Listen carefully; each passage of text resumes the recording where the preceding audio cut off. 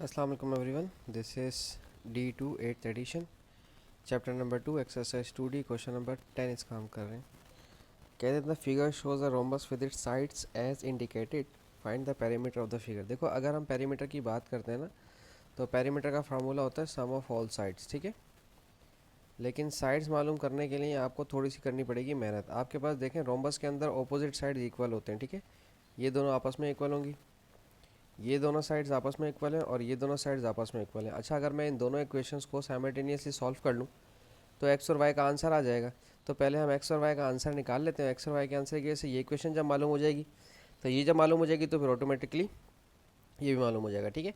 हम इसका नाम रख देते हैं ए, इसका नाम रख देते हैं बी, इसका नाम रख देते हैं सी और इसका नाम रख देते हैं डी, ठीक है।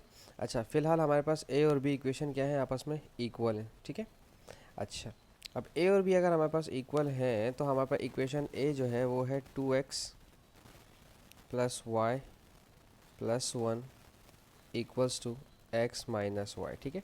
अच्छा, अब यहाँ से ट्रांसपोजिशन कर लें, इसको 1 को उधर भेज दें। 2x positive x right side से लेफ्ट हैंड पर आएगा तो नेगेटिव हो जाएगा, प्लस का y, और नेगेटिव का y यहाँ आकर प्लस का y, माइनस का y हो जाएगा, प्लस का y हो जाएगा, आई एम सॉरी, माइनस का y प्लस का y, ओके। और जो प्लस वन है राइट साइड पे आके माइनस का वन हो जाएगा। अगर आप इसे सॉल्व कर लें तो बन जाएगा माइनस का 2x माइनस 1x x और 1y, और 1y हो जाएगा 2y is equals to minus 1, ठीक है। लेकिन अगर अब आप और से सवाल को दोबारा पढ़ें तो वो कह रहे हैं रोम्बस, और रोम्बस के अंदर क्या होता है, सारी साइड्स इक्वल होती हैं, A is equals to B is equals to C. तो अब मैंने पहले A is equals to B लिया, तो अब मैं B is equals to C ले रहा हूँ, ठीक है। यानी कि दोनों इक्वेशन आपस में क्या है, इक्वल है। X minus y is equals to 3x minus y minus 2 upon 2, ठीक है। क्रॉस मल्टीप्लाई करवा दें, 2 को यहाँ ला के मल्टीप्लाई करवाएं, x minus y 3x minus y minus 2, 2x ज़ा 2x माइनस 2y ज़ा 2y is equals to 3x minus y minus 2, ठीक है।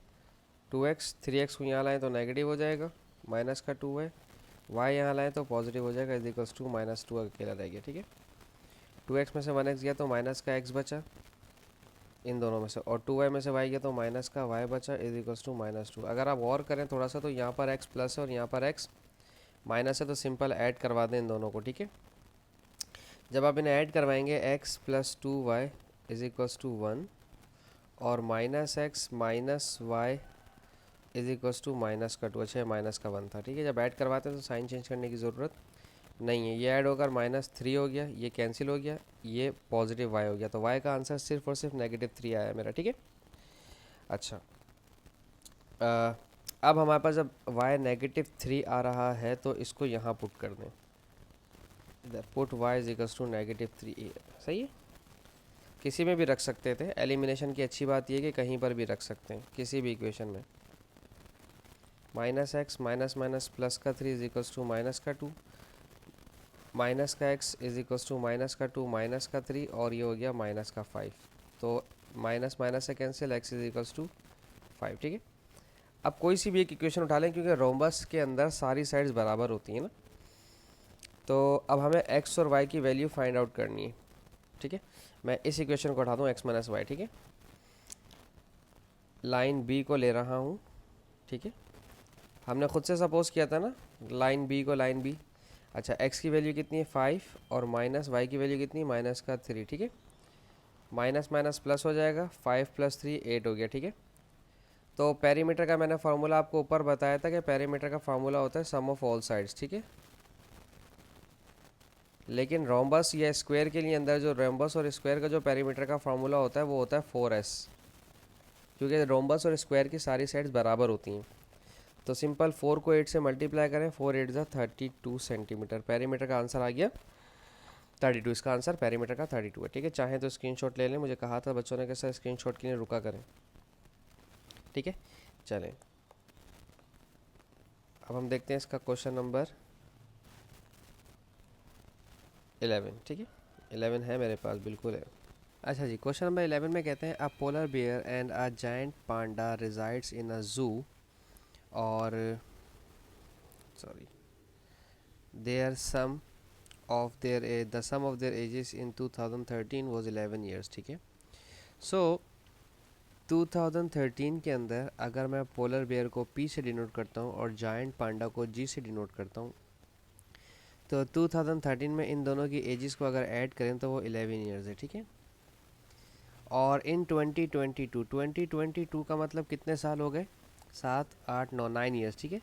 तो 9 साल के बाद ये कितने के हो गए होंगे, 20 ईयर्स के होंगे दोनों, ठीक है, पोलर बियर और जायंट पांडा। लेकिन शायद आगे इन्फॉर्मेशन भी आगे देते हैं, polar bear was 3 times as old as giant panda, यानी कि polar bear 3 times as old as giant panda. तो P की वैल्यू 3G हमें यहाँ पर मिल गई है।